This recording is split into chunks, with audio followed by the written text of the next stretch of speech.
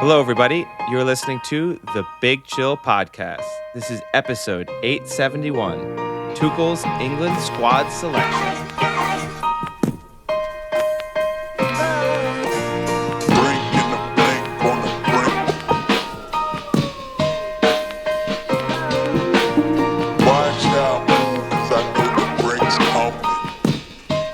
Hello, Big Chillians, and welcome back to the Big Chill Podcast. I'm Frank, joined as always with Eddie.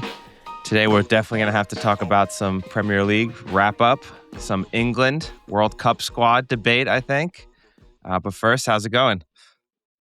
Yeah, things are going pretty well. It's the start of a heat wave here. So Here as well. We had like a cold front for the past couple weeks. Maybe. I think all the world is pretty warm right now, which is a good sign. That means everything's doing well. But we kind of had this pretty radical switch from it being 12 degrees centigrade to now 33 degrees. I would like a little bit of a more gradual transition that makes it a little bit easier. And yeah, it's not ideal. The thing that just blows my mind here is the people who still don't shower. I don't know. No, I don't know if it's either. Oh, last Tuesday I wore basically a winter coat, so I will wear one today as well. And you'll just see them. You're like, how are you not dying? I'm wearing a t-shirt and I'm sweating in it. How are you wearing what you're wearing and okay? Or even people who, it's not officially summer yet, so I will not switch to my summer clothing quite yet. I just don't understand it. I love the commitment people make sometimes with those things because, so I also have a colleague who so my first year in Minneapolis, the whole summer was shorts and flip-flops every day, shorts and flip-flops. And then 2 weeks ago, we got like a first nice warm weather where it was high 80s, almost 90. And he came in shorts and a flip-flop. And I said, oh, is this it? He goes, from now on, it's all shorts from now on. To his credit, 2 days later, it was at least 20 degrees colder. And he came in shorts and a flip-flop. And I was like, you don't have to follow that rule. Like, I get the mindset, but occasionally, if it is a little cold, you can shift course. You don't have to do it. I like the commitment to the bit. I think in that instance, I would respect it. If this were someone who, if I spoke to them, said every year, I wear a winter coat from October 1st to June 1st. Maybe they do. Then I would be okay with it. I need to start polling them. Like, is this a hidden camera show that I'm not familiar with? But yeah, and I can get being the shorts guy way more than the winter jacket guy. Now, I say this as someone who runs relatively hot and sweats. So I'd rather be too cold than too warm in every instance. Yeah. But someone who just says, May 1st, I put shorts on and they don't come off until September 15th. I can see that person. We are much more likely to get along than the winter coat person. Yeah, the winter coat person is just slightly psychotic. I don't get it. And of course, here there's the eternal battle over just trying to switch air conditioning on and people being insistent on the fact that it makes them sick and you can just be in, boiling temperature and just dying, which is wonderful. So I found out ours is not working yesterday, so that's not a good sign. I don't think there's something seriously wrong. I just don't think it's turning on. So hopefully it's just something with that because it is a pretty new unit. So I'm hopeful that maybe there's just some sort of, even if it's just a breaker or something, I'm not sure. But last night, I realized it wasn't turning on and then went outside and saw it wasn't on and just didn't have the energy at 10 p.m. to try and figure out what was going on. So we'll see today. Hopefully not a big issue. And I know you'll have a little bit of pickleball to discuss, but I'll use the weather as an opportunity to kind of transition there to speak about paddle because the combination of the heat wave, it turns out when it's 32, 33 degrees and the sun is also pretty hot, that putting yourself inside a glass cage to play sport is really, really warm. What are you, Ron Burgundy? In a glass cage of emotions? Sometimes at that point. I don't think I've ever sweat so much playing sport. To a degree that I feel, and everyone is, so that's the only thing but like when you go to shake hands at the end, I feel bad for the person I am shaking hands with in that my shirt is drenched, I'm wearing a hat, and you can do the thing where I can push the brim of my hat and just sweat just fall out of the sort of absorbent part of it. It's terrible. I mean, I'm cramping just thinking about it. The There's amount of no water way I go could through. do it. There's no way. It's tough. Yeah, that is crazy. Thankfully, well, yes, you can play pickleball outside, but most of ours are indoor, so. And presumably air conditioned. Yeah, which is nice. Yeah. Yeah, it was a big pickleball weekend for me. So I had a tournament where I played men's singles and men's doubles, and then we also had our league that we do at our club that concluded on Sunday. Yeah. That one I'll just start with. The way it works is a ladder league, so you move up or down the courts, and you can move basically 2 courts a session. So you can move up the first court after the first round, and then after the second round, if you did good, then the next week you would move up to the subsequent court or down, either way. And the way it works is you get like a trophy or like an award if at the end of the whatever last week you're the number one guy on court 1, then like you've made the top of the ladder, you win it. And then they also have one for like best overall record and best percentage. So it's not just like you caught a streak and you got to the top. So there's other trophies as well. The last few weeks I've been doing much better and kind of consistently being in like the top 2 courts. And then this week, because it's Memorial Day weekend, a lot of people didn't show up. So the 2 best guys who are normally on court 1 both weren't there. And I was like, this is my opportunity. I can do it.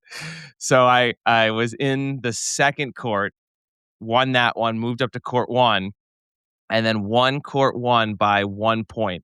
So I won my matches 11-4 and 11-3. And then the other guy won his 11-4 and 11-5. So I literally beat him by 1 point. So we got lucky. And I was like, I think I won. It turns out that if there's a guy who's in first for so long, even when he's not there, the computer algorithm still gives it to him, even though he wasn't there. So technically I got second, which is still pretty good. I mean, I started off that league in 21st was my ranking and ended up in second. So not bad. I'll take that. That was probably the highlight of the 3. Yeah, that was pretty good. On Friday, I played the singles. I am a 3-0 player. I played in the 4-4-5, which is like it's 3-3-5, 3-5-4, 4-4-5. So 2 jumps, if not 3, because I think a lot of these guys were sandbagging it a little bit. It was rough. I was like the punching bag of my pool. It was okay. I didn't think I would do good, but I was in a significant disadvantage. And it's just the crazy part is I wasn't that far off. It wasn't as if like I'd go to return and I'm like hitting it into the fucking rafters. But like the difference of like being able to put your drop like in like a 1x1, like 1 inch by 1 inch zone versus like being half a foot over and not being able to hit it in that is like all the difference. Like I wasn't that far off from these guys, but just not having that type of touch and control, you just get demolished. I mean, this is a slight change of tune because on the day, I mean, I always enjoy it when you're in a tournament because you send me updates, and sometimes those are positive. Sometimes it's like you're having a mental breakdown as you send the various text messages. As the losses pile up, you sort of spiral in terms of the messages that get sent. And it finished with, I'm just not there technically. Like my backhand is just really bad, and they figure that out quick. And I have no strategy. Like I don't understand yet shot progressions and where to move to. No, that feels like a pretty big gap. That's the big thing is like, I'm just kind of playing blind and I don't understand like, okay, if I get the ball here and the opponent's over there, like where do I need to put it to put myself in the position for the next best shot? And I actually learned a lot as they were doing it to me. Like I started to feel like, oh, I see what they're doing here. Like they're putting on my backhand and they know that like I can only put it like this way, and then they're rushing the net. Because what would happen is a lot of times I would get down because I was staying back, and I'd be like, you know what, I gotta fucking rush the net. And then I rush the net, and they can just put it around the sides because they're good enough to be able to hit those shots. But then when I kind of figured out, like if I can put them in a position where I know that they're gonna have to go this way, then I can cheat the net onto that side a little and play it. So yeah, I definitely learned a lot, but my backhand actually got better as the week went on because on Monday it was actually really good. So I think that helps. But it is a whole different game than doubles. Like it is just completely different. It's fun. It's exhausting. So that was an experience. I think if I could play in my own level, I think I'd do really, really good. But that was tough playing against those people. And then on Monday we did men's doubles in the correct division, 3-3-5, where we're both like just 3, and most of the people were kind of sandbagging. They were like high 3-5s, if not even a little higher than a 3-5. And I think we did pretty good. Like we got bronze or third place. We could have the 2 teams that were in first and second, we had close matches with both of them. In the semifinals, we were 10-10, and then ended up losing 15-10. Like they went on a run, and we kind of just imploded in like 3 points in a row. But overall, pretty good. I think the toughest part with doubles still is like getting you and your partner to be clicking at the same time. It's really tough with doubles. Like, and it's a tough thing mentally, where like when you feel like you're the person letting someone down, it just makes it even worse. And like mentally, like you just start spiraling because you're just like, oh fuck, this is all me. Like this is 3 shots on me now. God damn it. So it's a little tough, but we finally got it together. The last 2 matches is like the medal matches are best of 3, which is kind of tough because it's like, oh my God, I got to play 3 more. And we lost the first one, I think, 8-11 to guys that we beat like 11-5 the first round. And we just played really bad. And we both were just like, all right, we got to settle down. Like we are way better than these people. Like, let's just hit good shots. Let's not try and kill these people. And then we just beat them like 11-3, 11-3 the next 2. And we both actually played really well for the first time together. And we clicked, and it definitely showed. I mean, they had no chance. But that's the tough part with doubles. It's just like you and your partner both being good on the same match. Yeah. Yeah, and I agree with you. It can kind of mount the pressure, especially if you have scenarios where sort of one of you is creating a break point, the other one's blowing the break point. I mean, obviously in pickleball, the scoring's a bit different, but I guess you can have it in terms of sort of losing the opportunity to actually score points. But I have a question for you because you posted a picture with your bronze medal. Yeah. And I was looking at your outfit, and I'm trying to figure out, have you yet made the transition to actual tennis shoes, or are you still wearing your gym workout shoes for pickleball? Still the gym workout shoes. They are the next thing on my list to buy. I was going to buy, I'll say this, I was going to buy them last week, but I didn't want the first thing I do to play 3 straight days of pickleball and tournaments in these shoes, because I feel like that would have destroyed my feet. So they are literally on my list to buy this week. And I was going to do it last week, but I figured probably not the best move to put them in. Because even I could say like, you don't have to wear them. If you get them and you buy them, you're going to wear them. So knowing me, I was like, I can't do it. But I'll tell you this is, besides the shoes, playing in the third place, even in the semifinals, probably even more than the third place. As I was playing, I was kind of thinking, I don't really like this.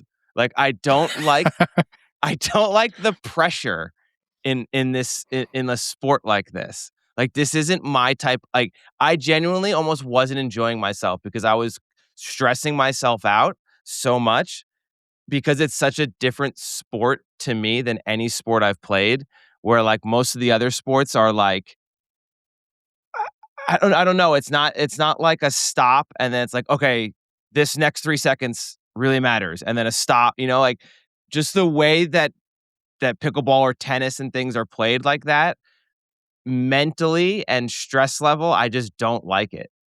Like I was almost not enjoying myself in the semifinals. I was like stressed, nervous, anxious, like that feeling, and I couldn't kind of push past it a little bit. And I part of me was like, I don't want to do this. Yeah, I can see it. I think you'll get used to it, right? It's a different mentality, and I think over time you'll get used to it. Yeah, it's a very different mentality than, Yeah. like, playing in a sport like hockey or, American football or, European football for sure, where it's just, like, you're kinda constantly moving and things can change and you're not kinda, like, set in a, like, this this thing right here for 5 seconds matters, and obviously that does happen in sports like, like American football, but it's not as, like, cut and paste. Yeah, things aren't as quite as highlighted normally, Yeah. but yeah. I, on the other hand, you'd asked, I caved. I bought a new paddle. I upgraded Oh, boy. I upgraded my paddle, and I made the transition from I was using a tennis bag, I now have a paddle racket bag as well that I Wow. now Oh, you're that guy?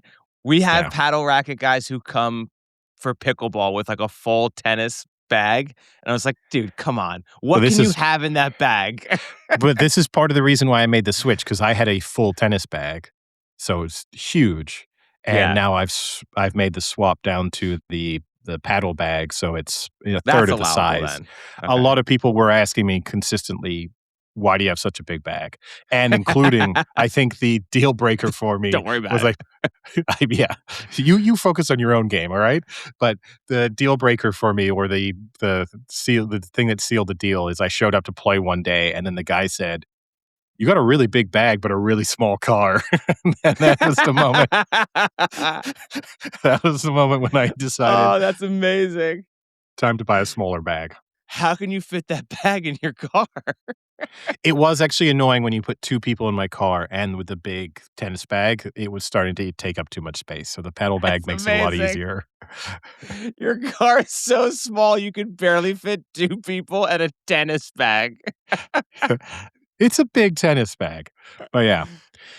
But no, speaking of tennis, I guess before we get on to the Premier League, 2 little stories that I wanted to bring up. Obviously, Roland Garros got underway Sunday, and there's some discussion specifically around that. But a couple of weeks ago, something I'd meant to bring up on the podcast but didn't, Alexander Zverev. So the Tennis Channel, you've probably seen them. They do a lot of Instagram Reels, YouTube Shorts, TikTok videos Yeah. where they ask players, tell us your favorite thing, worst thing. They go to a city, they ask them all that kind of stuff, Yes. and Wait, they did you send quiz me the. this or did I see this? No, Because I you might have probably seen this. Okay, so go ahead. Zverev, they did some kind of quiz during the ATP tournament in Rome, or and WTA tournament in Rome as well, and Zverev got basically cut out of the finished product, and he posted an angry Instagram comment underneath when the Tennis Channel then posted the video. He wrote, "Just a random question at Tennis Channel. Why do I do all of these games and all of these promotion activities with you guys, but then every time I get something right, I get cut out every single one?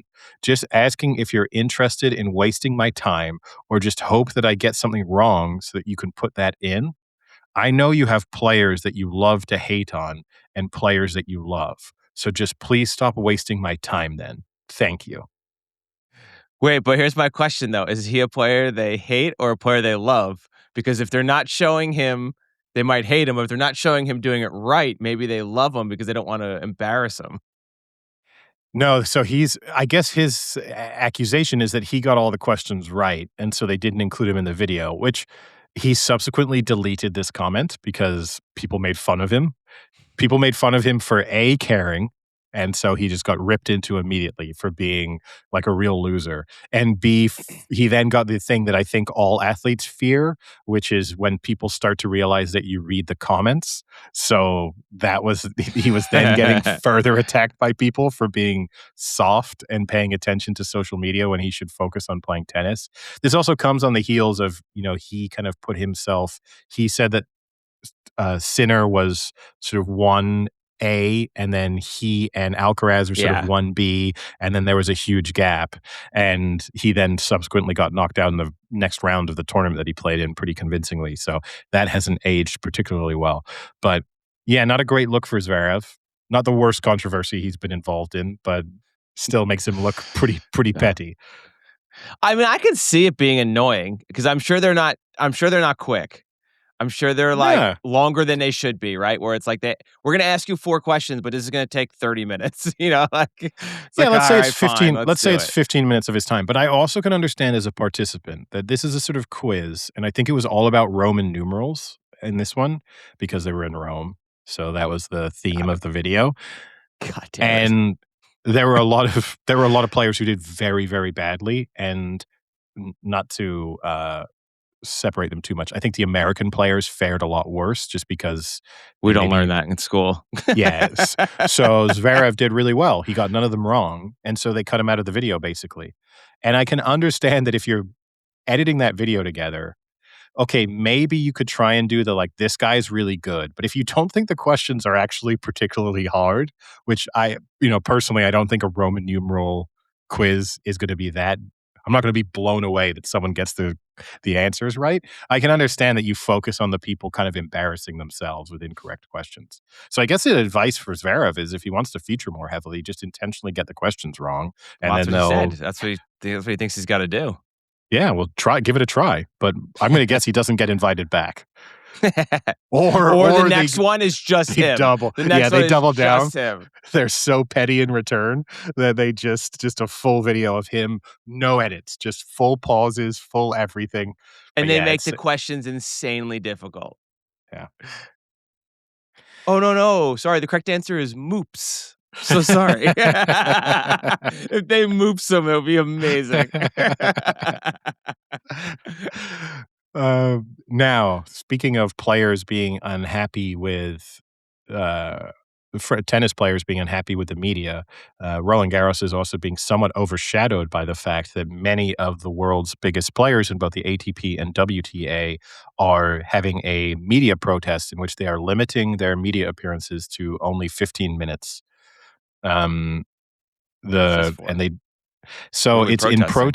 It's in protest of the percentage of the revenue that the players are getting as prize money. So they're only getting 15% of Roland Garros's revenue from the tournament, whereas most of the other tournaments are somewhere in the 20 to 25% range. So, and the players' overall demand is that they think Grand Slam's 16% of their revenue should go towards prize money, which, some of them, most of the Grand Slams are increasing the amount of prize money, but maybe not at the rate at which players want them to. Some players are not taking part. Novak Djokovic isn't taking part because he said no one spoke to him about it, is basically his position. Oh, we know where he is on the pecking order for friendships. Yeah, he said, he dealt with it relatively diplomatically, where he basically said he always supports the players and that there's some good points within that, but that he wasn't really consulted on it, so he's not taking part, nor is he really commenting on it.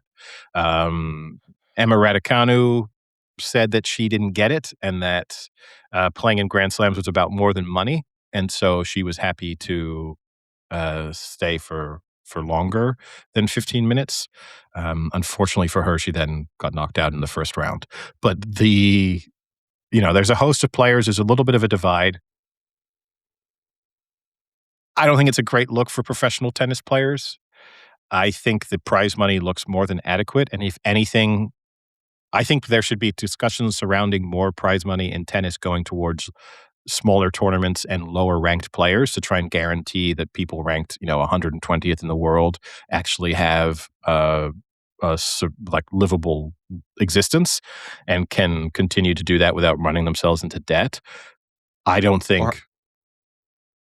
Or how about tickets just are lower so more people can afford them and you don't have to pay $5,000 to go watch a tennis match?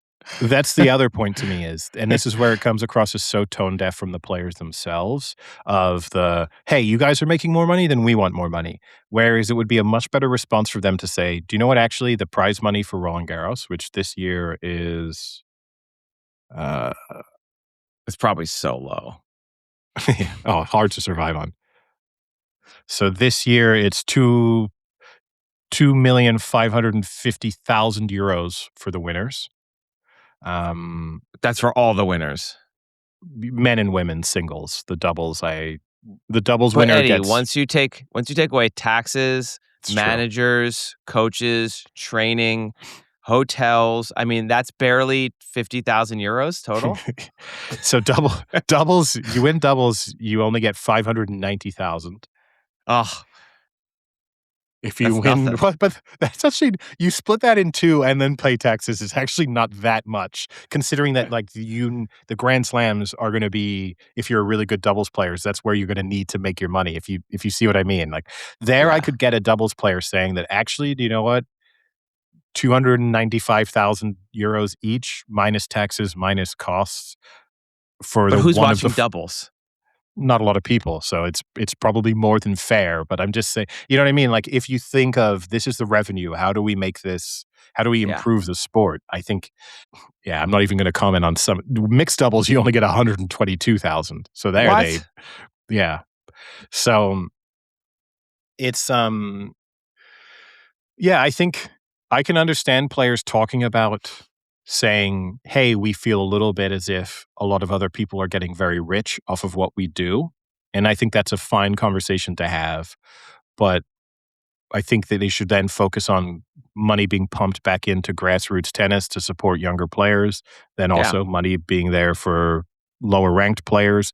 And then equally, saying, hey, if I were a 15-year-old kid, 14-year-old kid, and my parents wanted to take me to Roland Garros now, that's two parents and a kid, that's at least a 500, 600 euro day out, which, for most families is not an affordable thing. And why don't we get to the 22% of revenue by reducing the revenue fundamentally rather than increasing the prize money?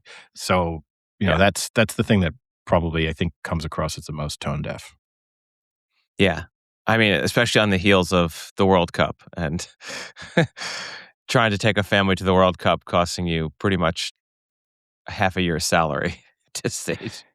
Yeah. And I mean, look, and people lose their minds over like the honey deuce cocktail at the US Open, which is, whatever it is, $23, $24, $25 what? It's how much? You could at least say there, it's your choice as to whether or not you want to have the viral cocktail at the event that you're going to. Yeah. And so long as water and a Coke and something else, a beer is reasonably affordable, then if you want to go and get that cocktail, that's on you. That's not, but fundamentally, I do think in sports in general, we've just accepted this idea that athletes will continue to make more and more money at all times. And as a result, it's us who pays for it, either through increased TV cost or increased cost of attendance to events. And at some point, someone's got to say enough is enough. The problem with all of this is that either the teams or the leagues or the sports are also then taking external investment from venture capital firms who obviously are not going to say enough is enough. We're happy with the amount of money that we're making. But it's just all kind of gross, and it doesn't make the tennis players look great. Yeah. And obviously you mentioned the World Cup there in terms of the cost, which each week it feels like it's getting more and more expensive. Somehow. No one's going, but it's just, I love, like, that's their model, right? No one's going, so we're just going to keep raising prices. Yeah, it's crazy. I mean, just every day it feels like I read a new article about how something is increasing the cost, or there's this added expense that people are going to have to pay. I'm so happy I'm not going. That's all I can say. I'm so happy.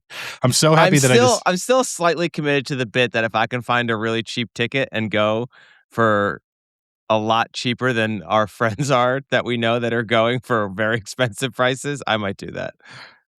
Yeah, I mean, look, for you, because you can do it for a fraction of the cost because of where you live or where your family. Kansas City, right? Yeah, but then you're still going to get screwed by either parking costs or being forced to take public transport and then price gouging you on that. And then to me, just out of principle, you might get the ticket that you buy for the event might be well below face value, but are you happy paying? Like if you go to visit your parents in New Jersey and then go to one of these games, you'll still have to pay $200 for the getting to and from the stadium. Yeah. Are you okay doing that? For me, out of principle, I would say no. But I can also understand someone saying, well, yeah, but the total cost is I'm getting a good ticket to a World Cup game for $500. That's actually pretty good. Well, Kansas City's 6 hours away. That's my closest chance. So I could drive, watch a match, and drive back. Not even pay for a hotel. There's no games in Chicago? Is there? I couldn't tell you the World Cup host cities. I thought it was Kansas City. It was the only Midwest one. Which is shocking if that's not Midwest. The case. So you have in Canada, you have Toronto and Vancouver, neither of Toronto's which are far. particularly close to you. Mexico, you have Guadalajara, Mexico City, and Monterrey. Mexico City is a little far from me. In the U.S., you have Atlanta, Boston, Dallas, Houston, Kansas City, L.A., Miami, New Jersey. Well, yeah, New York, New Jersey, Philadelphia, Seattle, and San Francisco Bay Area, a.k.a. Levi Stadium, which is an hour and a bit away from San Francisco. It's basically all the coast except Kansas City, and is Denver one as well, as you said? And Dallas. But it's pretty much everything just on the coast. Yeah, the non-coastal would be Kansas City, Dallas, Houston. Yeah. That's it. Everything else is East or West Coast. I don't know if you saw, but unfortunately, if I were in Tucson, we could have gotten maybe some of the players on because one of the countries is doing a training. That's where their home base is going to be in Tucson. Did you see what country? No, I didn't. Take a guess. The U.S.? No. Mexico. No. Think more controversial. Israel. Close. Oh, Iran. Yeah. Iran is headquartered in Tucson. Don't know why I suddenly panicked about naming countries that hadn't qualified for the World Cup just because they were controversial. But yeah. Yeah, I mean, I saw some teams picked San Diego as a base camp. I think New Zealand. I think the U.S. is there, aren't they? Oh, no, they're in L.A., I think, the U.S. Yeah, New Zealand is at the University of San Diego. That'd be nice. I mean, we can run through. New Zealand's pretty nice in general, so they're just going from probably one nice training facility to another nice training facility. So, Kansas City has both Algeria and Argentina are in Kansas City. I could see Messi. And England. Are in Kansas City? And the Netherlands. Oh, wow. I should go down there. Yeah, I'll run through it very, very quickly. So, Algeria, Kansas City, Argentina, Kansas City, Australia, San Francisco Bay Area. They're in Oakland. They're in where the Oakland Roots / Soul play. Austria is in Goleta, which is Santa Barbara. They're still in Europe. Belgium is in Seattle. Bosnia and Herzegovina is in Salt Lake City, Sandy City. Brazil is in New Jersey. Canada, Vancouver. Cote d'Ivoire, Philadelphia. Democratic Republic of Congo is in Houston. Colombia is in Guadalajara.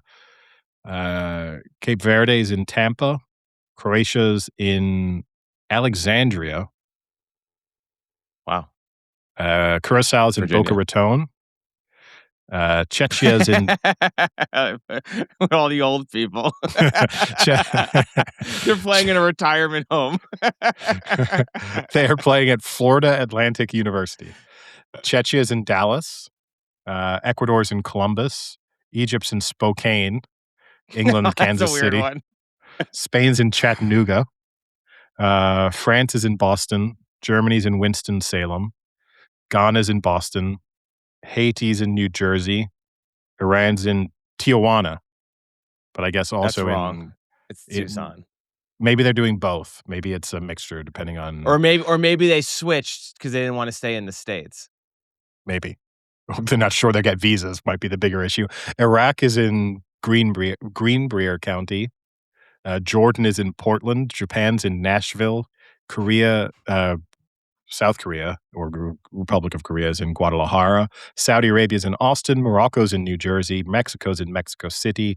Netherlands, Kansas City. Norway, Greensboro. New Zealand, San Diego. Panama's in New Tecumseth. Oh, yeah. Tecumseth, maybe? In Nautis, it must be in Canada. Nottawasaga training site. Paraguay's in San Francisco. Portugal's in Palm Beach. Qatar's in Santa Barbara. South Africa's in Pachuca. Scotland's in Charlotte. Senegal's in New Jersey. Switzerland's also in San Diego. Sweden's in Dallas. Tunisia's in Monterrey. Turkey's in Mesa. You can go see Turkey. Uruguay's in Cancun. The U.S. is nice. They're just on spring break. Oh, are we playing? The U.S. is going to Cancun. We can do that meme for them. The U.S. is in Irvine, and Uzbekistan is in Atlanta. So pretty well distributed, you have to say. Yeah. This is my number one question coming out of this is, who's deciding this? And is it more of like the cities are pitching countries and then they're just like going down the list, like as countries are saying no? Like this has to be some sort of weird arrangement. So I do think cities pitch and specific sites pitch countries, because I did see that, for example, Argentina are at the Sporting KC training center, whereas England are at the Swope Soccer Village, which is a sort of academy. And I saw that there's a pretty drastic difference there in terms of the quality of the overall facilities. And England were kind of question. Oh, the where Argentina is playing. And the question was why England had chosen to go to a facility. And supposedly Thomas Tuchel liked that not only that it was simpler and he had a preference for that, but also it wasn't as kind of closed off and protected, and that he thought that was sort of the right mentality. And I guess that they don't need the bells and whistles, whereas I think in part Argentina have chosen that because of the Messi factor, and that they they think the people showing up to try and get to Argentina training sessions or whatever, because it's Messi, will be so intense. And so that they would rather have a facility that they can really close off and sort of make, completely behind closed doors when they want it to be. Whereas I think the England one, just going to say, if Southampton wanted to go and do some spygate for the England facility, I think it would be fairly easy. Just with an intern and an iPhone. Yeah, so I'm looking at the group stages for Kansas City now. These are the matches that I could go to if I were to go. Argentina, Algeria, Tunisia, Netherlands, Algeria, Austria. I wouldn't drive 6 hours. I wouldn't drive 6 hours to go to any of those, but Ecuador, Curacao. That's not a good one either. But yeah, I mean, yeah, I'm not going to do that. There's a round of there's a round of 32 and a quarterfinal. So maybe that's the better move. Maybe. The quarterfinal could be decent. I guess we're talking World Cup. We can get onto the Premier League a little later because we already know who won that from the previous podcast, but a lot of controversy in the England squad. Some notable names left out, some interesting names put in. This is all, obviously Thomas Tuchel is the new manager for this World Cup, first World Cup with England, and it seems like putting together the team that best fits his approach and not necessarily the most talented players England has. Yeah. I'm interested to see your take on this because you often play devil's advocate and you often play sometimes you need to have the right style and not just take someone because they're good. If they don't fit in the system, then it's not worth it. I've heard you say that before. So I'm interested to hear what your opinion is on his squad selection and if you're excited, optimistic, or don't like it at all. Yeah, so it's a little bit of everything, all mixed into one in a sense. I respect it. For the longest time, for my entire life, and it happened the most, I guess, in England's golden generation of the sort of early 2000s. We took the best players and then we tried to fit them all in, and it was square pegs and round holes a lot of the times, and just how can we get the most talented 11 players on the pitch regardless of the system and all of that stuff, and kind of players playing out of position relative to what they do for their clubs. And I give Thomas Tuchel a lot of respect for he has decided what his system is and then tried to pick the best players to fit that system. And it's what a lot of England fans, I think, have been calling out for years, if not decades. And then now it happens, and then he faces a backlash of, but how can you not take this player? It's like, we can't have it both ways. And he's taken, and I think when you listen to him speak, he is basically, all the controversy for the most part is in the midfield and the wide players. Yeah. He has basically said, Harry Kane is the best attacking player in the world, but he doesn't have a lot of pace. And he drops deep, and and if England don't have players who can run past him, then they can't create anything anymore. And so he has decided to pick players to play in those wide areas who can run past Harry Kane and, in a sense, replicate sort of the system that Harry Kane has been thriving in at Bayern Munich. Right? Yeah. And so that's why you see, the debate over, Cole Palmer or Foden, and instead him taking Madueke. His argument would be that, and Anthony Gordon, who's a little bit controversial, but both of those players are a bit quicker. They're true wide players. They like to hug the touch line. They like to make runs beyond that sort of central forward figure.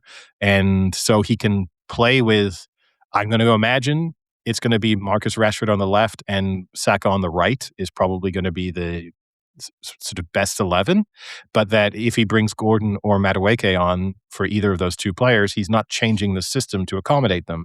Whereas if he were to bring Foden on in one of those wide positions, that's a completely different style of player. So I get it.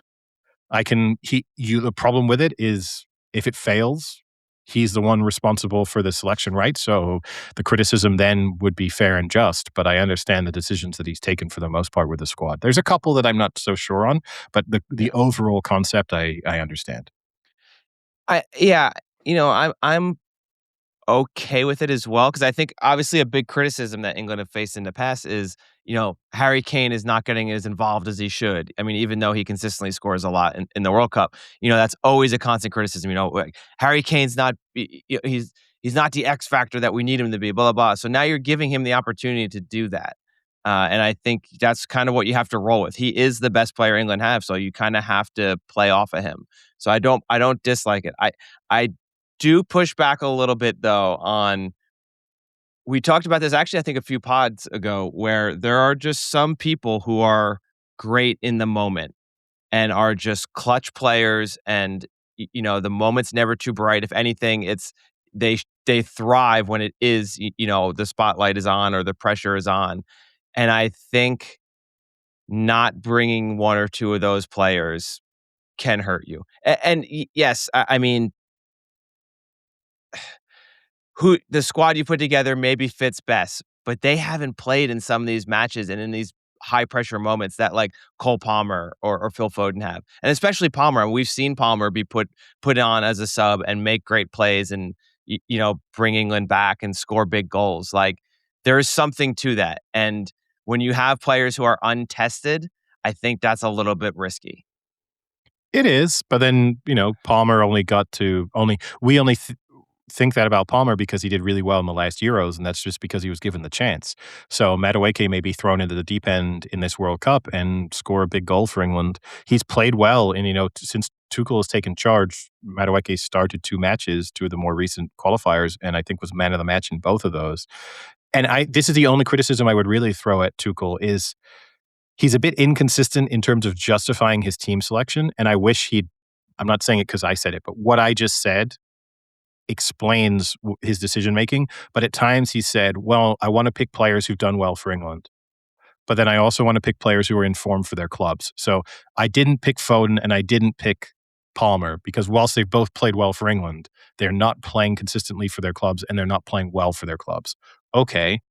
But then why are you picking Madueke, who's actually not playing that much for Arsenal either because he's Saka's backup?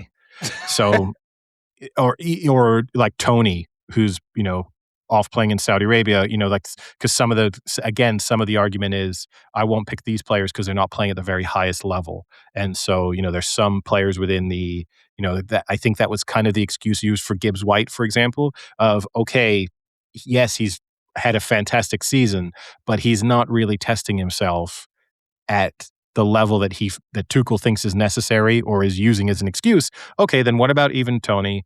And then what about Jed Spence, who's just had been in a relegation battle for Spurs? And I think Jed Spence is a perfectly decent selection. I don't want to pick on that one for that purpose. And Tony, to be honest with you, he's the third choice. It's Kane will play all minutes in all meaningful matches. Watkins is a substitute. And you could maybe argue that Tony is just there because he never misses penalties, and maybe you want him in the squad. Like, it's not dumb to say, who's England's best penalty taker? Maybe it's even Tony. Okay, put him in the squad, because if we get to a semi-final and there's a penalty shootout to be had, we can bring Tony on for the last 2 minutes and feel confident that he won't miss. Yeah. Again, Tuchel can just say that. And I know he's navigating this thing of not wanting to kind of insult because you don't want to say that about Tony, and then Tony's in the squad thinking, I'm just here to take fucking penalties. And then, match one, Harry Kane gets injured, and all of a sudden Tony's playing a bigger role, but feels as if he doesn't have the backing of the coaching staff. And then equally, you can't be too critical of players who missed out because they're going to be involved in the future. But I think maybe a similar confusion argument could be made for Jordan Henderson. I don't fully know why he's on the squad. Yeah, so is it because he's got, like, I remember at one point I think Tuchel had said something about, like, he wants people in the locker room that have, been there before, like, kind of like a leadership role a little bit, but then at other times he said other things. So I don't fully understand why Jordan Henderson isn't there, and he's taken a lot of the brunt of the criticism, I think, unfortunately for him. But I do understand that. I fully don't. If it's a leadership role, then just come out and say that. That's fine. I think you can have someone on there who isn't at their best and probably has other players that are better, but just don't have that type of camaraderie with the team that can kind of pull the team together. I don't know. So I think the Henderson thing, I mean, I don't know an England squad that Jordan Henderson's ever been included in that people haven't kind of complained about Henderson's inclusion. Even in his prime, let's say, when he was playing at Liverpool, I think people always thought that Henderson was never quite good enough to justify being in an England squad. And there are no doubts there are more talented central midfielders who are not going to be going to the World Cup to represent England. I can maybe get the sort of trust you're going to have someone who's, again, Jordan Henderson might not be on the pitch for a single minute for England in this World Cup because he's definitely not in the best 11. And depending on how that match is going, he wouldn't be the first person off the substitutes bench. However, like, Declan Rice, they needed to pick someone who, if Declan Rice gets injured, who can do the best Declan Rice impression. And I think Jordan Henderson might be the English midfielder who can do the best Declan Rice impression. And so, again, if you're shaping that squad, it makes sense. But this is where I think Tuchel could answer the questions a bit better, because he is picking and choosing this, and there's a little bit of inconsistency in when he says, this is why I'm taking this guy versus this is why I'm not taking that guy. So he could convince me that Henderson kind of makes sense from that perspective. You also have to respect that Henderson literally made sort of transfer decisions in order to get back into the England squad. He, took the money in Saudi Arabia, realized that was the end of his international career, went back to Europe, then came back to the Premier League, and has done everything he could do to a large extent to be involved in this World Cup. It's okay. Do I think Adam Wharton is infinitely more talented? Yes. Do I think that Adam Wharton in the future will play a lot of games for England? 100%. But do I think Adam Wharton can fill in? Adam Wharton is defensively a little bit suspect, and so he cannot fit into the system the way that Tuchel wants either Declan Rice or Elliot Anderson to be playing. And he really wants these sort of deep-lying, kind of box-to-box midfielders who sit and protect the back four, but who can also, he doesn't want, Dele Alli-esque runs or, Steven Gerrard kind of play, but he wants someone who could take the ball forward, offers a bit of creativity, isn't just a black hole when it comes to passes running through them. But yeah, if I picked out the only players who really kind of bother me, Eze bothers me. I don't really. I don't know that why one I he's don't on get. there. Like, I mean, can we sacrifice him and bring in Palmer or Foden just for a little better, clutch moment type? well, you need someone who can play. Eze is competing with Bellingham and Morgan Rogers. You need a third player who's But going to be playing that position, and that's which I guess that's Foden my maybe question can do. is Maybe. do you like when you're getting into like what you were saying with Tony, like he's probably never gonna he's like your third guy down, right? Like at that point too, if Ez is not even really gonna see the field, is it worth then just bringing someone in as like a just in case shit hits the fan? We have this guy that maybe we can change our tactic a little bit and rely upon with like a Palmer or Foden.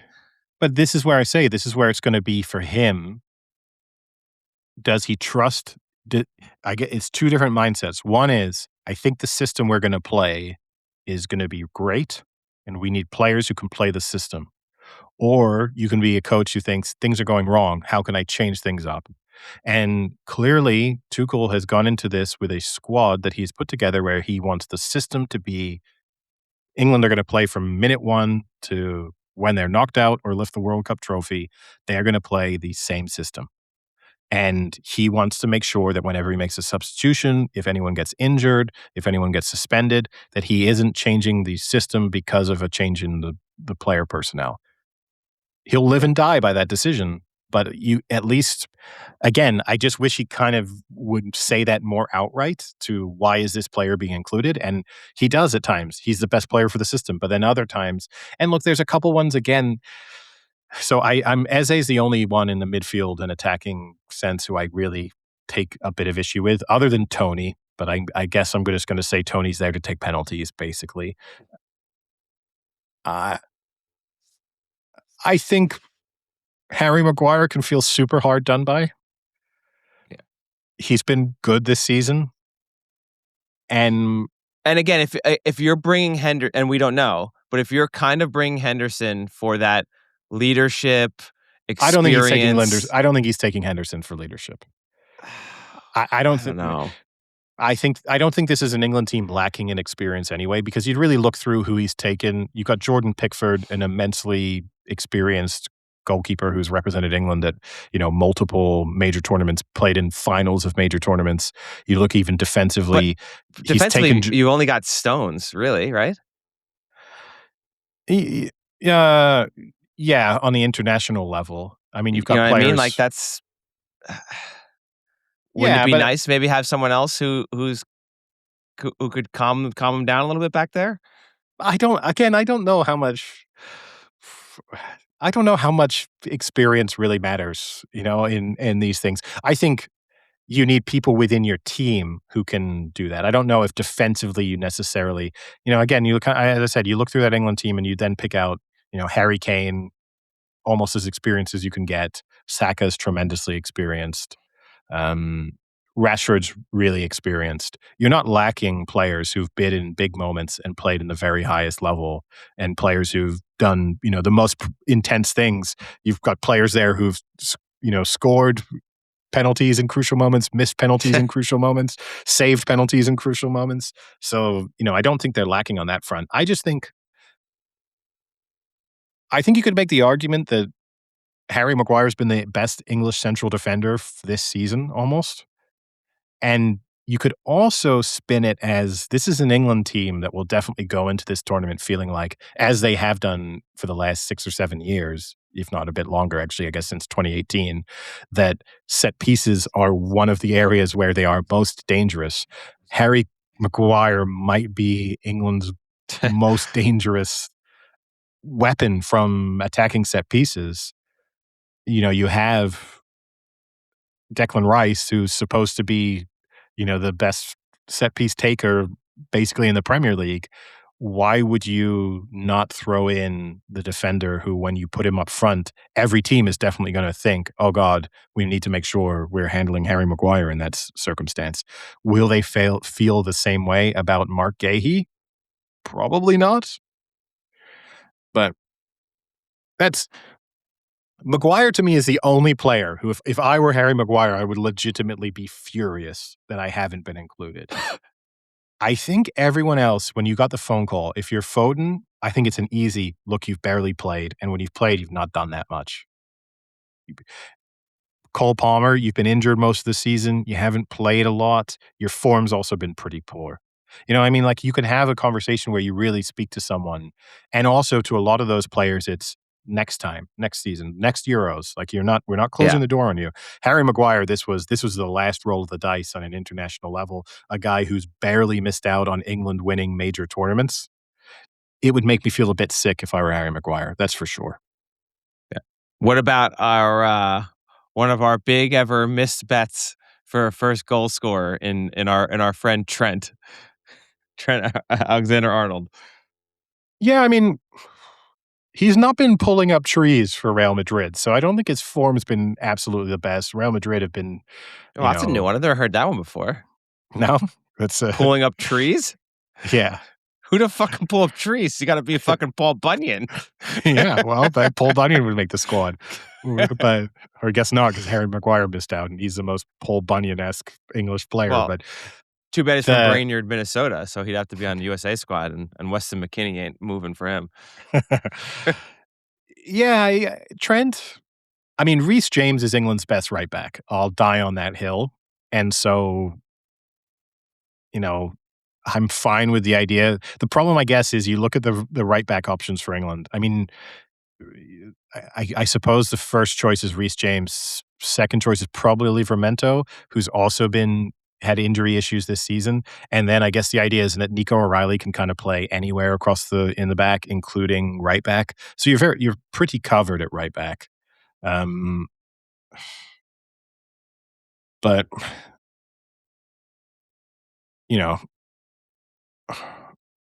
and Jed Spence, I suppose, if it's, yeah, I don't know.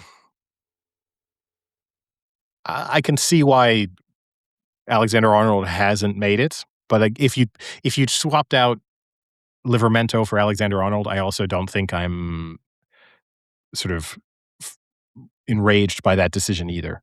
So those to me are just decisions a manager has to make. You've got a lot of talented players and you're going to have to make tough decisions. And that's one of them and maybe that part of that is a little bit that in his mind, Livramento is a bit more one for the future.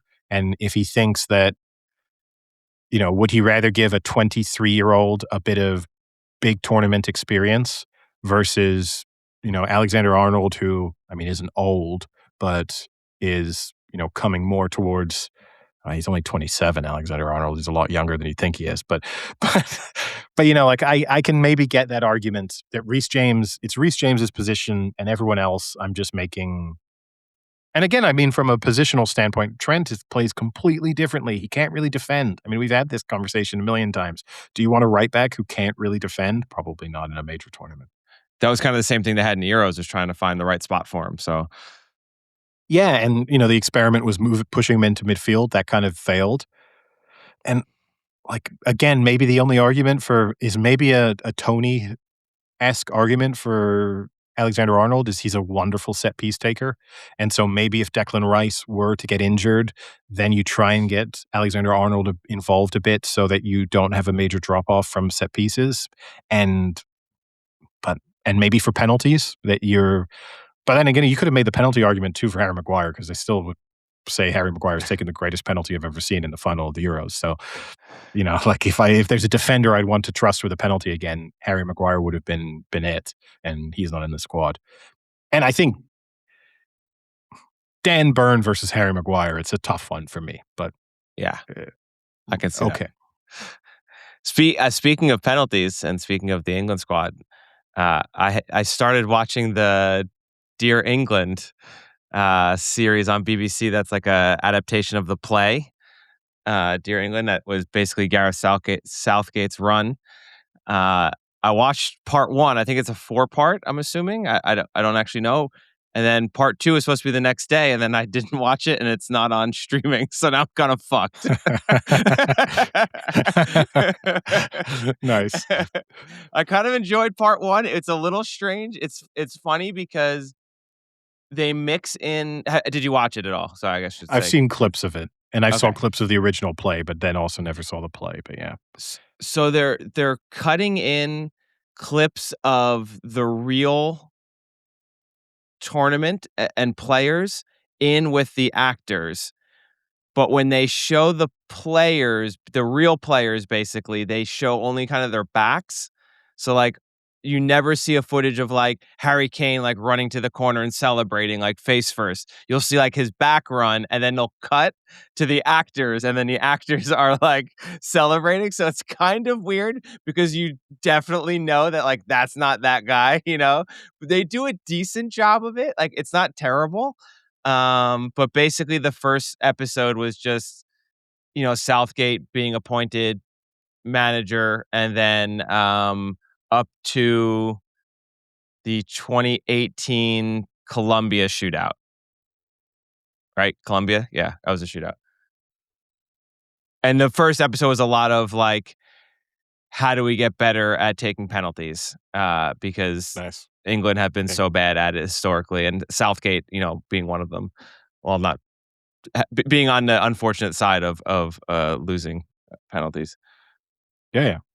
Not bad though. Like it's well, I think if any English person, I don't think will like it too much and get much out of it because obviously they've been through it. But as someone who, supports England and has been watching them for a while, but doesn't know every in and out because I'm not reading, the local papers and shit like that, So I thought it was fine. I thought it was pretty good. And I think, a lot of people, I would think it would probably get to some sort of American streaming service eventually and people would watch it. Yeah, no, I think it's a nice idea. The thing I find when I see clips of it is that some of the people really look like the person that they're trying to portray, and some of them don't. Yes. And that's always the issue with like a biopic or anything like that. But I always find that really off-putting. Like the person they have playing Gareth Southgate does have quite a Southgate-ish look to him. It's what's his face? It's Ralph Fiennes' his brother. Yeah. And that to me works well. But then you see other characters where you're like, especially because I'm getting it in clips. So there is oftentimes the first 15 seconds I'm trying to figure out who that person is. And then when I realize who they are, I go like, I can see why you've chosen them. But Harry Kane looks pretty good. But then in the very beginning, Southgate walks up to Wayne Rooney. And for like the first 20 seconds, I was like, who the fuck is this guy he's talking to? And then he says like Wayne. And I'm like, oh, that's Wayne Rooney? Oh, fuck me. Yeah, there's a few of them that are off. And a few of them, if you were a player, you might be a bit annoyed by who they've chosen to portray you. I will also say I think they've leaned pretty hard into the accents. I think some of these characters took it on themselves to be like, oh, if I'm going to be so-and-so, one way they can make sure is like, I'm going to talk just like they do. And they lean pretty hard. And there are a few players that like, I'm having trouble understanding them. It's like a deep accent. It's a deep cut. But yeah, no, it's, I'll probably give it a watch at some point, to be honest with you. But yeah, it's not in the same way I didn't feel compelled. The play got really great reviews, but it was never going to be something that I was going to go out of my way to see. But yeah, I'm sure those obviously, as you touched on when you sent a message, there are lots of moments within the Southgate era that have such fond memories for me and that are now far enough in the past that you can kind of rewatch them for a nostalgia purpose. Definitely I'll watch it at some point. And I mean, I look forward to in this World Cup seeing how long it takes for people to start saying, if only we had Gareth Southgate still, even though people spent the last couple of years calling for him to leave. Yeah. And that was going to be my last kind of question with this is, has Tuchel kind of put himself in a lose-lose situation here where unless England win, is he going to get a lot of heat for his squad selection, whether it was the correct move or not? What does the performance level have to be for people to be pleased? I mean, unfortunately for him, because of the success of Southgate in the last few years, I think anything other than a semifinal is going to be perceived as a return to the old England, which is quarterfinals and out, and maybe if you play a really tough opponent in a quarterfinal, if it lines up that they play the eventual winners or something like that, maybe he can spin that if it's a close. But if it's like what the England were like in for most of my lifetime, which is fairly easy group stage progression, top the group, win the next round comfortably, then play your first really decent opponent and lose penalties or just convincingly. Yeah, that's, it will make us remember just how good things were for a few years when it really felt like you could win every tournament that you were going into. But, he's got a contract through 2028 through the Euros, which I think is interesting. He'll probably be feeling a little bit more pressure now that Guardiola has decided to leave City because, that might be his biggest threat is if Pep decides that he wants to have a go at international management and he, likes living in England. He calls himself, a big Anglophile. So I'm sure that would be, international management for Guardiola is probably a likely next step. I could put a bit of pressure on him if this is a bad World Cup and then Guardiola does just say a couple things that indicate that maybe he would be interested, which would be very Guardiola-ish to do. Like he loves a bit of the speculation, so that would be tough. But yeah. And look, I don't really care about England having an English manager. However, if England were to win a World Cup for the first time in 60 years, 60 years. Yeah. 60 years and not have an England manager be in charge. I think that would be a little bit of a shame. Like I do think, especially because it's Tuchel's German. So it's sort of, for us, a big rivalry. For Germans, it's nothing. But for England, that's like the arch nemesis. I think that it would just take a little bit of the shine off of winning, but it's so small. Again, I don't really care about that, but in an ideal world, I think international management for the big countries, they should just be choosing their people from their country to manage them. I obviously understand that if you're from a smaller nation and you want to get an experienced manager, it's a little bit tough to, reduce the pool of likely candidates down to 2 or 3 people. It might not be ideal. So I guess we can finish up some football talk and talk about the Premier League. Obviously, Arsenal, crowned champions. Anything else from that? I guess the other big talking point, West Ham going down, Spurs stayed up. Anything else? No. So, the disappointment obviously is that we didn't get the title clash at the top that we were hoping for. And then City even lost on the final day. Arsenal won. So now Arsenal, the only thing that bugs me a little bit about it is the gap finished up being 7 points, and people will look at that and feel huge as if gap. Arsenal won the title easily, which they did with 1 game to spare. So that's the only thing, I suppose. At the bottom of the table, tough on West Ham to do the business on the final day. To win the biggest win of the day was, joint, I suppose, them and United. And to have done that and really felt like you would have given yourself a chance and, Spurs won. It's a harsh way to go down. I think I'd prefer that to losing on the final day, I guess. I don't know. Does it matter? As a supporter, it's true. I've watched Blackburn win on the final day and get relegated. I think that was more enjoyable than it always raises the issue, though, of like, why didn't you do this 5 matches ago? Which that's going to be the issue for West Ham supporters. Like, oh, great, you won 3-0 on the final day. Why couldn't you have produced one other good performance in the final 3 months to keep us up? But yeah, no, it's big problems for West Ham. It'll be interesting to see who, not that they're star-studded, but it'll be interesting to see who leaves and who stays because there are some good players there. and that was the argument to kind of tie things together. Obviously, Jared Bowen is one of the players who can maybe feel a little bit hard done by. Similar to Foden and Palmer, he's not had a very good season, and he doesn't offer the pace out wide. So, there's a lot of reasons why he doesn't make sense, but it'll be interesting to see if he wants any chance of getting back into the England squad. He's definitely going to have to try and force a move this summer to try and stay in the Premier League. Yeah. And then in the championship, Hull won the playoff in the 95th minute, I think? Something like that. Yeah. I think their first shot on target. I mean, it was a little bit hard on Middlesbrough, who were definitely the better side. It wasn't a great match, but they were the marginally better side, and kind of a goalkeeping error. I mean, I'm not going to be too harsh on the goalkeeper. It's a ball across the face of goal, and he goes to grab it and spills it, and it gets tapped in. And yeah, you'd be disappointed, but it's not horrific necessarily, but it's not a good moment for him.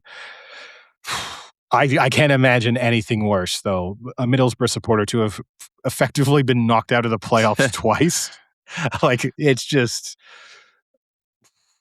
I think you'd rather... They're the first team ever to lose twice in the playoffs. Yeah, I think you'd rather just not have been reinstated to then go through that.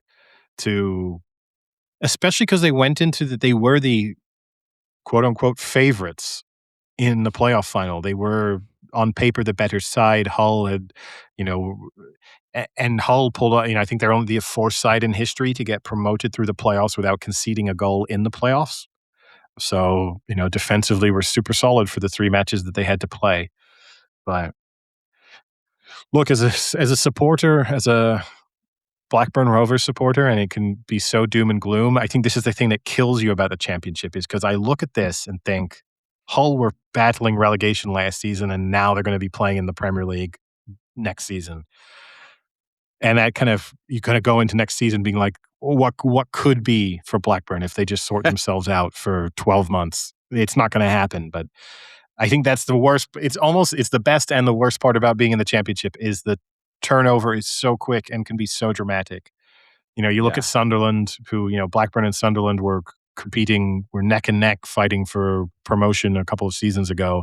And now Sunderland are going to be playing in Europe next season, and Blackburn barely avoided dropping down to League One. You just need a little bit of luck, a couple of good signings, and some good form, and you can get yourself right in there. Good ownership. That helps, yeah. But yeah, it's tough on Middlesbrough. I mean, it must be super depressing to be a Middlesbrough supporter. Anything else? Haaland won the Golden Boot. He is now the 5th player to win 3 or more Golden Boots. Can you name the other 4? Alan Shearer, I'm going to assume. Yeah, he won 3. It's a mini tenable. It's a 5-able. There's 5 in total, so 3 others. Well, yeah, Haaland, Shearer, and 3 more. 3 more. How many can I get wrong? Because how many lifelines are going to give me? None. Oh, yeah, I mean, come on, you can get these. I know they're all recognizable names, but there's going to be won people... 3 or more Golden Boots. You should know them. Yeah, I'm going to know all of them, but the point is there's a few. I'll tell you the names without saying who I'm going to say. I'll tell you the names. No, I don't want that. No, don't do that. That's not... Why? No, you can't do that. Why? That's a real game show move. No, let's just say you've lost... I'll give you 1 life. We'll do tenable. I'll give you 1 life. I'll say Rooney probably did it 3 times. Rooney did not. Okay, there we go. So now you've lost your life. Thierry Henry. Thierry Henry with 4. He is on the list. Andy Cole. Andy Cole, not on the list. Okay, now I'm out. You're in the vortex. Can I give you the other names that came to mind? Yeah. So I thought of Ruud van Nistelrooy, but I don't think he played enough seasons to win 3. Robin van Persie could have been a candidate. You're thinking way too hard here. Okay, let me just run through the names that I'm thinking of. Sergio Aguero was a candidate. Nope. Harry Kane. Yeah, Harry Kane is on the list with 3. How recent is the other one? Recent. Mo Salah? Yeah. 4. Yeah.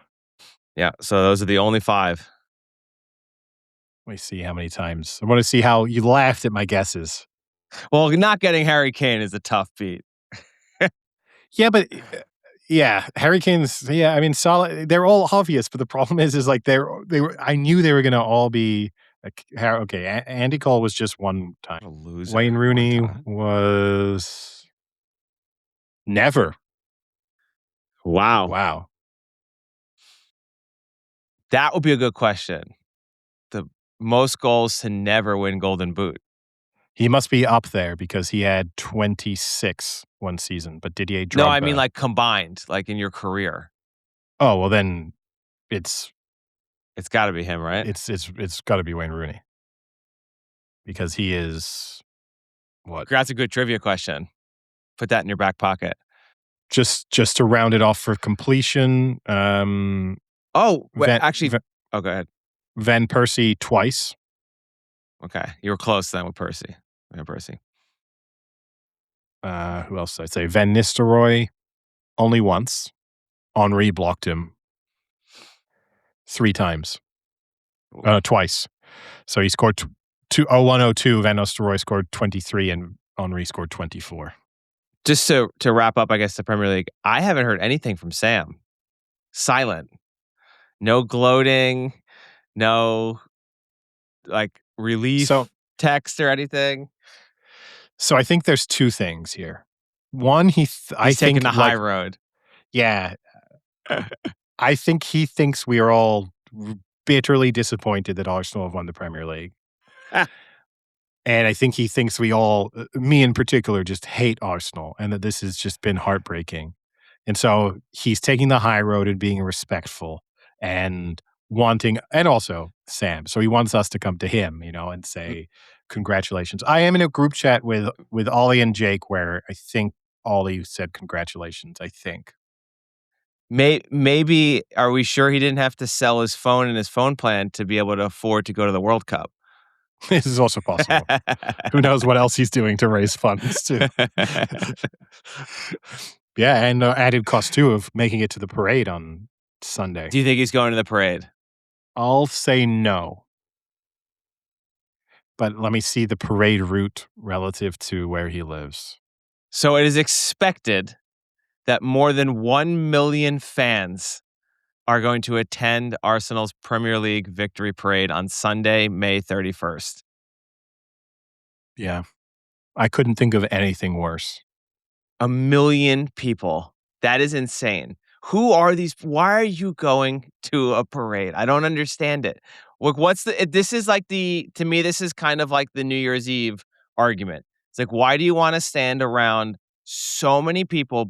You're like basically blocked in, crowded in, to barely see someone drive by on a bus?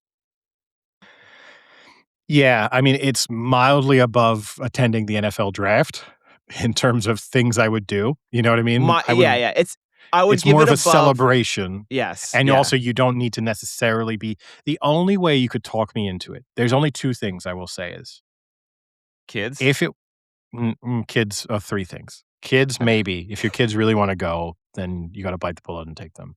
The other is, and this is, Arsenal don't qualify for this, but like small towns or places, like when Leicester City won the Premier League, I can understand the idea of just, this will never happen again.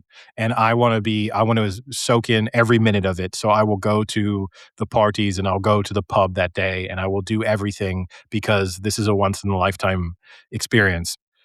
Arsenal winning the Premier League is not once in a lifetime in our lifetime period. And all expectation from Arsenal supporters is they're winning another Premier League certainly within the next 5 years. So there's not going to be anything super unique about, getting to go to this. The third thing would be if you just told me either you had a friend who had like a balcony overlooking the parade route or like a rooftop bar or something that you knew you could get a seat at. And then you could tell me like, no, we'll get to see it and kind of be part of it, but we won't be in the masses, and we also don't have to just stand around in a crowd for an hour waiting, or probably way longer than an hour, waiting for a bus to briefly go by us, and maybe, and some players drunkenly celebrating with us, thinking they're the coolest people on earth because they've tied a scarf around their head. And, like, no, you know what I mean? I just don't. And then, like, just logistically, like, the nightmare of getting there and then a nightmare of leaving there. Oh, no thanks. 1.5 attended last year for Liverpool. That's insane. Yeah, and then someone got so angry, didn't they? That isn't that I don't want to laugh at this, but someone got frustrated in traffic and then ran some people over, right? Like, because they just got blocked. The only saving grace, I suppose, is, London is also in a heat wave, but Sunday it's supposed to drop to 77 degrees Fahrenheit, 25 degrees Celsius. So at least it's a little bit more bearable from a temperature perspective. Today it's 34 degrees centigrade, 94 degrees Fahrenheit in London. If that had been the same temperature, then even if I had kids, I would tell them, sorry, maybe next year. Sorry, guys. I'm not dying in the heat to see a bus go by quickly. Will the England players be there? Or are they off to camp already? Yeah. Well, no, I mean, they're playing the Champions League final the night before. Oh, that's true. Yeah, that's true. So, because here's the that's a lot of people going to that parade who didn't go to an Arsenal match this season. And I find that interesting because I know that it costs money to go to sporting events, but, like, you're going to spend money attending the parade because you're going to have to buy drinks and do things. Can you even buy drinks? Yeah, there's going to be people milking it, selling cans of beer and stuff for, they bought at Tesco's, and they're going to be selling a can for £3. I'd feel a little bit like a plastic supporter showing up to the parade if I hadn't been to a match. Burn. No, I just would, unless extenuating circumstances aside. That would just kind of be my feeling. If it truly cost, or you live, but I don't know why you're flying in for the parade if you didn't fly in for a match. Traveling to go to the parade is insane.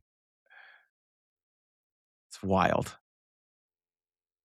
But that's just me. It couldn't. And look, the reverse of that is you kind of do want people to show up to the parade, and I would make fun of Arsenal if no one showed up to the parade. So it's this weird thing of I've got no interest in going, but at the same time, nothing on earth would make me go to it, regardless of my,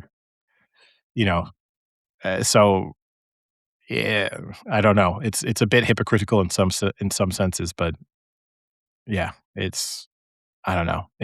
I don't know if England won the World Cup. I got no interest in going to a parade. I don't even want to watch the parade on TV. Let me throw a scenario out here. What if next year Blackburn get promoted and then the following year they win the Premier League? So if Blackburn got promoted, you could talk me into going to the parade. A promotion parade. I could go to a promotion parade. It's a town of 30,000 people, so there's not going to be that many people showing up to the parade. We could probably be on the bus, so that's a slightly different. These are the Americans that came 2 years ago. And 100%, we're already mini celebrities in Blackburn. I mean, that would be, you want to drive the bus for a little bit? That would be, that's a completely different prospect. But you could this is the American fan club. Yeah. You could probably talk me into going to the parade, assuming, again, that everything made sense in terms of logistically. I'm not going to cancel plans to get there, but if it was reasonably easy and aligned with something else, then yeah, I'd probably go to the parade. I love this idea. You just shit on people for going to the parade, and you're going to go to a promotion parade. A way bigger deal, though. I know, I guess. The thing is the difference is they that have won the Premier League before. Yeah, but the promotion to the Premier League, the impact that would have on Blackburn Rovers or on any club in the Championship is so much bigger than winning the Premier League has on Arsenal. It's night and day in terms of what that means to the club, in terms of financially, in terms of players, staff, everything, in terms of what they earn, what their futures look like. It's completely different. And again, this is my final, I suppose, Arsenal Premier League rant of the season. It's just the things that have continued to come out from the club of the nobody believed in us side of things, which fair enough, use that as a motivator during the season, but you're not some small, tiny club. This is not Leicester City winning the Premier League. You spent £1 billion to put this squad together over, in the Arteta era, and you're based in the city's capital. You have a big, relatively new stadium. There is nothing shocking about the fact that they are finally, the only thing that's surprising is that it took this long. I think that's the reflection of most people. It just became amusing because you were so bad at doing it. It wasn't because no one didn't think that you could do it. So, it's a very different thing. And final notes, I'll ask you a quick question. It's not quite a tenable. I can swing this into a tenable, actually. Can you tell me the 5 Premier League clubs who had the biggest points gain relative to the number of points they had the previous season, if you see what I mean? As in, if Chelsea had 70 points last year and 80 points this year, they're plus 10. Who do you think's top of the table? Oh, boy. And obviously, we're not factoring in promoted clubs because there's no... How many do you want me to do? 5? Yeah, or give me the top 3 if you want. So, Sunderland doesn't count, obviously, because they didn't have any. Yeah. Okay. Bournemouth? Bournemouth are 5th. Joint 5th with 1 point better off than they were last season. Really? Because you do need to think the promoted clubs did quite well. So you're eating away at points that clubs had last year. And last year, the relegated clubs were very bad. Okay. I'm going to go Manchester United. Manchester United, top of the table, 29 points better off this year than they were last year. Yeah. That was kind of the tricky one. Let's see. Aston Villa did pretty well. Who else is up there? I like this. You see, listeners can see the difference in our approach. I asked permission to name people I was thinking of, and I was told flat out no. Frank doesn't ask for permission, but just murmurs clubs that he's thinking about. I'm saying it in my head. I'm saying it in my head. No, you're saying it. You're saying so the listener can listen to my head. I'm not saying it to you. Oh, well, unless I've suddenly got powers that I was not aware of when I can read minds, I'm pretty sure you're saying it out loud. Brighton? Brighton did not fare well. 8 points worse off this season than they were last season. Brentford? 3 points worse off than they were last season. Something they were all right there. I maybe Aston Villa, but I don't know. I feel like they were decent last year. Aston Villa 1 point worse off than they were last year. Yeah. Okay. So where the fuck are these teams? I mean, think of who did well. Is it Arsenal? Arsenal, second, 11 points better off than they were last season. I guess City? City 7 points better off. I mean, you have to remember really? Liverpool won the title last year, and it was over with quite a bit to go. So yeah, but I feel like this point total isn't that high, though. It isn't, but City have had 2 back-to-back fairly flat seasons in the league. Yeah. And I'll round it off for you, because I don't think you would ever get this. The team that with the 4th best improvement, Fulham. Spurs. Really? Spurs, 3 points better off than they were last season. And at the bottom of the table, Liverpool with just a dramatic collapse, 24 points worse off than they were last year. Yikes. Wolves 22 points worse off. Yeah. Nottingham Forest 21 points worse off. Newcastle and Chelsea both 17 points worse off. I think you would have a better chance picking the ones that did worse. Some of those are kind of obvious. Yeah. Liverpool and Chelsea for sure. And Newcastle, actually. Other quick roundup of news. I don't know if you saw, but Tyson Fury is due to fight Zlatan Ibrahimovic. Which is that is something I never thought you would say to me. Which is interesting. And we spoke about it previously, but the enhanced games took place over the weekend. Yeah. I was gonna mention that as well. Pretty lackluster. Yeah, only one world record was broken, which I think was the women's 50-meter 50 meters. freestyle, I think. Yes. The big $1 million. embarrassment came $1 million bonus for breaking a world record. The biggest embarrassment came in the 100 meters. Fred Curley was doing a lot of trash talk in the direction of Usain Bolt, guaranteeing that he was going to break the world record, and he came nowhere near. He ran just under 10 seconds, 9.97. So I would barely win high school. If he'd done that in the 2024 Olympics, he would have finished last in the final, not in the heats, but in the final. Yeah, I don't have much to say about the enhanced games, except they weren't very enhanced. There's only two things despite being enhanced. There's only two things really to say, which is if you're going to allow them, because they also allow the swimmers to wear, the suits that are not allowed. If you're going to allow people to take drugs, do whatever they want, wear the suits, use equipment that's illegal, and they still don't break records, then what's the point of the contest? Like, how do you possibly motivate anyone? From an athlete's perspective, for the $1 million bonus, if your career is going nowhere, I can maybe see it. And then the other thing is I suppose you can lean a little bit into the well, if they're doing all that and they're not even getting close, then what are the people in the actual That's true. clean games doing? I did see a lot of people were saying that people who aren't even doping are doing it because the prize money is so good. So the 100-meter dash, he won $250,000 for that. That's more than you're getting in any other 100-meter dash race. Yeah. Yeah, I mean, in terms of the Olympics, you're getting more with your the bonus that you might get from your nation plus obviously endorsements stuff you'll get. But yeah, I don't know how much I believe that.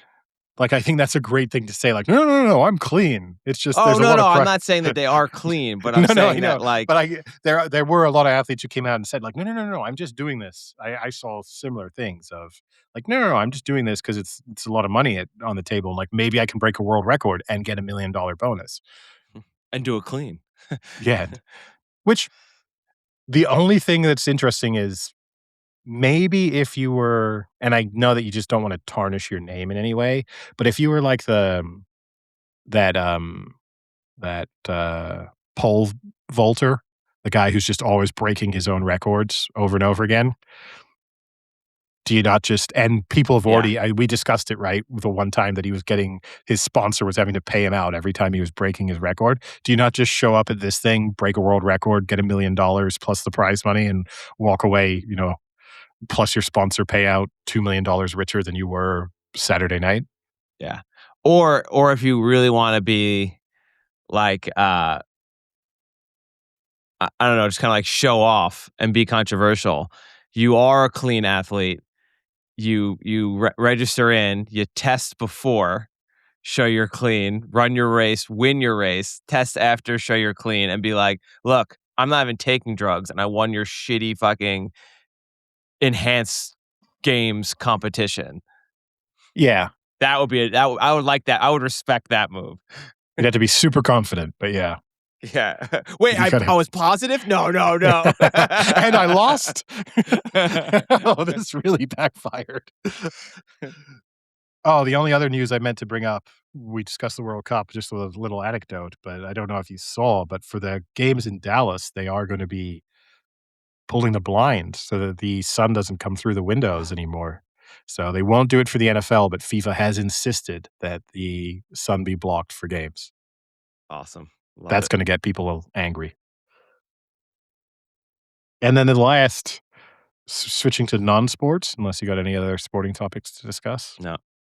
My latest Instagram algorithm, I think I've mentioned this once before, but it's reappeared for me, which is the grieving Instagram reels. I've got a lot of these. I don't know. I don't interact with them. I try and skip them as soon as they come up, but every once in a while they get me to bite because I'll look at the profile to try and figure out how the person died. But it's a lot of sort of widowed wives or husbands posting about, can't believe Frank died 3 months ago. So weird. I don't know why you get those. That is so strange. The thing I want to know is what percentage of them aren't even real. if you see what I mean. Like, what percentage of it is someone who just thinks this could be a grift? I could create something where I post videos. Because the thing that's amazing to me is just how well documented people's lives seem to be. I think, like, if I died, there's obviously some videos of me and there's a decent number of pictures, but there's not that much. Like, no one's able to start a posthumous Instagram account where they, for years, post videos of me edited together in different ways. Like, there's just not that much. I could try if you want. There's not a video of me, though. This will be like, and Eddie did love fixing cars. And then it's just me, like, under the hood of a car. Like, there's none of that exists. And he really loved mowing the lawn. And there's me, it's just stuff where you go, what kind of lives are you people living where you are filming completely mundane things all the time? But I mean, I know that people do it. It's just, that's the thing that surprises me the most. Which I watched on Netflix, The Crash, that true crime documentary about it was that car crash in Ohio with a couple of teenage kids. And I saw I was going to watch that last night. Instead, I watched Untold Chessmates. The Crash, it's not bad. I'm not a huge true crime person, so it's not really necessarily my thing. And you're not solving really a mystery in watching this one, but there is a little debate to be had, I suppose. But again, it's just the way it's edited. It almost felt to me like it was a mockumentary in terms of there was so much social media footage of these people like making TikToks and stuff of themselves that it was sort of cut between an expert being interviewed and then a TikTok video of someone doing something. And you're like, I can't believe that you have this much footage to choose from. And I know that might make me seem super old to be saying, but it's just really bizarre to me. It made it feel as if I wasn't watching a real documentary. So what you're saying is we need to hire a camera crew to come the Royal Ascot and follow us around. So when you die, I can show that footage. Eddie really loved the races. That's just you like pushing Sam down the stairs when Ryan Moore fucks us on the last race. That's probably the only, like, if I really think of in my life, the only things people would have consistent amount of photos of me in the last 15 years, it would just be either at horse racing, maybe some other sporting events, a few pictures and stuff in the stands and videos, and then bars. That would just be my whole life. Well, like, I hate to break it to you. That's the majority of your life. I'm not complaining. But what else do you got? I mean, I have other hobbies. There's going to be horse no picture racing, of me. Bars, sporting events. That's 93%. I guess I should say the thousands of hours of podcast footage there would be to pick from. That would be the only other thing. But like, there'd be no pictures of me reading a book. Like, there'd be none of that. There'd be, there's no, I watch TV. There was no picture of me like sitting on the couch watching television. I'll snap one next time I'm around. Yeah. Like, I'll get one for you. I spend time in hotels, not a lot of pictures of me in hotels. That's just creepy. I'm not going to do that. Take a picture of me watching TV in the hotel room that we shared together. I wish I had a picture or video of you at Royal Ascot Hotel 3 years ago. 2 years ago. 2 years ago. Sadly. Well, 2 years ago, yeah. No, that would imagine have been that footage. That would have been great footage. See, that would have been really good footage because then if I died, you could have used that as the like near death, even if I died of something completely unrelated to that. Yeah. So that was a missed opportunity there to really make it seem, because that's where you get the most engagement, is most of the comments, and it reveals a lot about our society. The comments are either, "Oh my God, I feel so sorry for you. I'm praying for you," or "How'd they die? How'd they die? How'd they die?" There's just a million of those. And that's why I wonder if it's a grift, because you just know if you never say in your videos how the person died and you just post them. And it's not AI. It's just people making new footage. I also think this about people with their dogs. I see a lot of footage where people will, their dog will die, and then they post like the old videos of their dog as a puppy, and they do that thing of like, when my dog was old, this is what the dog thought I saw, but actually this is what I saw, and then it cuts back to a video of the dog as a puppy, and I'll look at that and be like, that's way too high resolution. Like, your dog is 12 years old. 12 years ago, camera footage was good, but it's not 4K phone footage quality. Like, it was a little grainier. I can tell the difference between 2014 and 2026. Any other non-sporting topics? I finished. I would say I finished the entire season of Off Campus. Have you watched Off Campus yet, Eddie? I don't even know what the fuck that is. Oh, you are missing, Eddie. Off Campus is an upcoming American romantic drama television. How's it upcoming? Did you get early I don't know access? why it says upcoming. All right, here I was gonna read the synopsis, but I was the wrong one. A college soap based on Ellie Kennedy's best-selling book series follows the unlikely romance between worry hockey-hating music major Hannah Wells and Briar U's womanizing Stars center Garrett Graham as they strike a deal to help each other out. But will their deal unfold as expected? It's basically, I don't want to say a heterosexual version of Heated Rivalry, because it's obviously that's a major disservice to Heated Rivalry, which I think was much better done and obviously had a much more important social commentary and topic.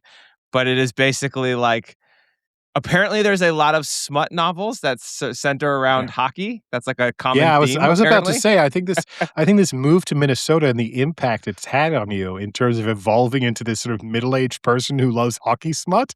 It's a turn that I probably didn't quite see coming.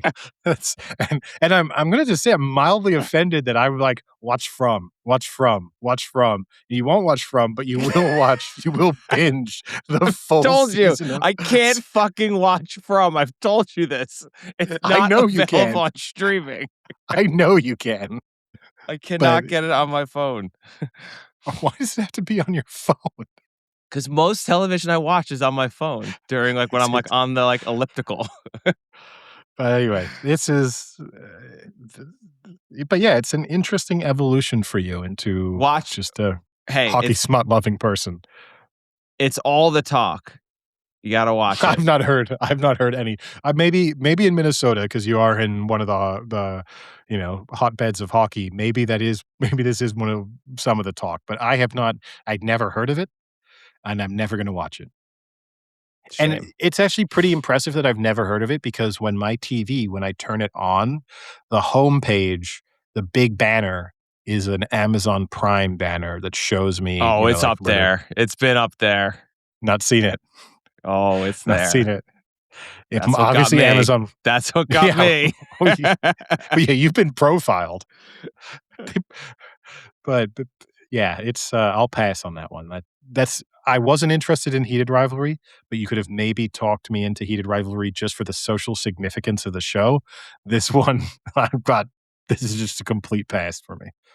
Well, you said Widow's Bay. I've also been watching Widow's Bay. Yeah. Still very good. Yeah, I've enjoyed it. It's super unique, for sure. Yeah. So I think it's really funny too. Yeah. No, it has Did you know I didn't know this, but looking at it kind of makes sense. It's one of the writers from Parks and Rec is like the creator, is like the main person doing this show. Is like the showrunner. And yeah, I can kind of see it the way that like the the town hall people all kind of have like their own quirky personalities to them a little bit. It's very kind of like Parks and Rec-y a little. But yeah, the last 2 episodes have been really good. And this one is a double episode, so just keep that in mind. It's they're releasing 2 this week. Excitement never ends. I actually had one final topic to end on, which is sort of sports related. I don't know if you saw any of this, but did you see that the LA Chargers had a spelling bee? Oh, I sent it to you. Did you? I think I'm the one who sent that to you. Yeah. No, I don't think you sent it to me. I'm almost positive I sent it to you. If I didn't send it to you, it was because I was just so shocked that I thought it was fake. A while back, I thought I sent it to you, probably a week or 2 ago. Oh, yeah, you did send it to me. Yeah. Yeah, no, I had the full video because I wanted to give you some of the words that they failed on, because the one that went viral was the player getting asked how to spell picnic. Spaghetti? Oh, and then spaghetti. Yeah. Spaghetti was a tough one. Do you want the winning word? What was it? So I'll give you the last couple of words, and let's see if you can do them. So. Oh, I choose not to answer. Mosquito. Mosquito.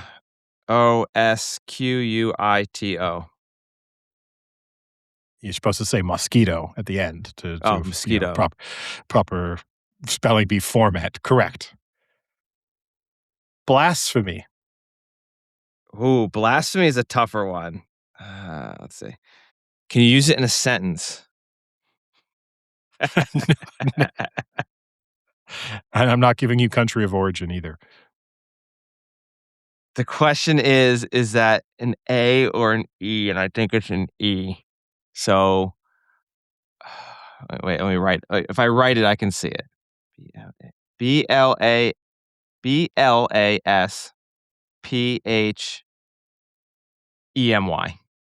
Correct. Yeah, it's not an A, it's an E. Perseverance. Man, you put me through the ringer here. Jesus Christ. No, we can't make fun of it and then you can't do it. That one I might get wrong. I'm a terrible speller though as well. Like I'm one of those people who, on like when I like write on Word, I'm like always wrong. There are like words I can never get right. So perseverance, let me write that one down. P-E-R. Wait. P-E-R. It's got to be like severance. Yeah. Perseverance.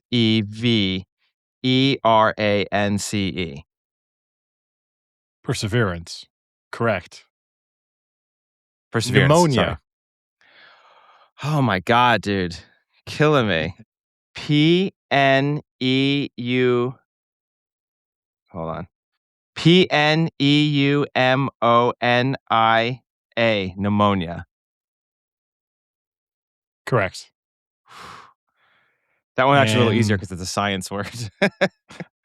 That was the last word. Oh, that was the winner? I can see that one tricking people up. If you don't know how pneumonia is spelled, you're never getting it. They didn't really do it in a proper format, so knowing they each had a set number of words, I think, so it wasn't exactly the best way to sort of determine the winner. But yeah, the clip that went viral is a guy really struggling with picnic. That and one then was spaghetti. Like three of them couldn't get spaghetti.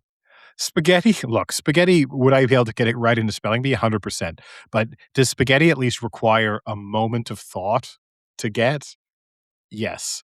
Does picnic? No. No. But here's what I'll say for both of them. Those are words that if you're able to read, you're seeing them a lot in every day. I don't know how often I see spaghetti or picnic. Oh, if you go out to a restaurant, you're going to see spaghetti all the time. If you're going to a store, you'll see like spaghetti. In America, you will. Oh, in America, you will. Oh. But I don't know the last time I saw spaghetti in a restaurant. Just because it tends to be now, people lean into more like, not obscure, but, like other pasta types. So let me tell you, Olive Garden still has spaghetti. I'm sure it does. But I don't know. But if someone gets spaghetti wrong, if we had a group spelling bee and someone got spaghetti wrong, I would laugh at them, but I would also understand how they get it if they slightly depending on how they misspelt it, of course. But yeah. If someone got picnic wrong, I think we're not friends anymore because I now think that I feel just sort of as if I'm taking advantage of them by hanging out with them. Where do you think they get tricked up? Do you think they do P-I-C-K? Or do you think they do Nick, N-I-C-K at the end? Or both? I mean, this Charger, he treated it as if he'd never heard the word picnic. He asked them to use it in a sentence. He just seemed completely... And this isn't a foreigner. This is an American. Well, maybe that's not fair. Maybe he's never been on a picnic before. Maybe he lives in a place where picnics don't exist. I think in the U.S., it would be hard because because there's signs that say you can picnic in places and stuff. You know, you watch Yogi Bear as a kid? No, I'm just thinking of like where these are all I can see a scenario where this football player has never watched Yogi Bear or been to Yellowstone. I don't think you have to go to Yellowstone to see a picnic area. I think most parks have a sign that says this is a picnic area. Am I wrong there? I thought like whenever you see the benches and stuff and things, it has a little sign designating that's a picnic area in the park. Yeah. I will say I'm sure that person's never been on a true picnic before, but I'm sure the word has been seen before. I'll reserve comment. Like, I don't think a lot of Americans are, like, packing a picnic basket anymore and going out into the park. All right. But yeah, that's just about it for me. All right. I guess with that, we'll call it a day. Sounds good. All right. Talk to you later. See ya. Cheers.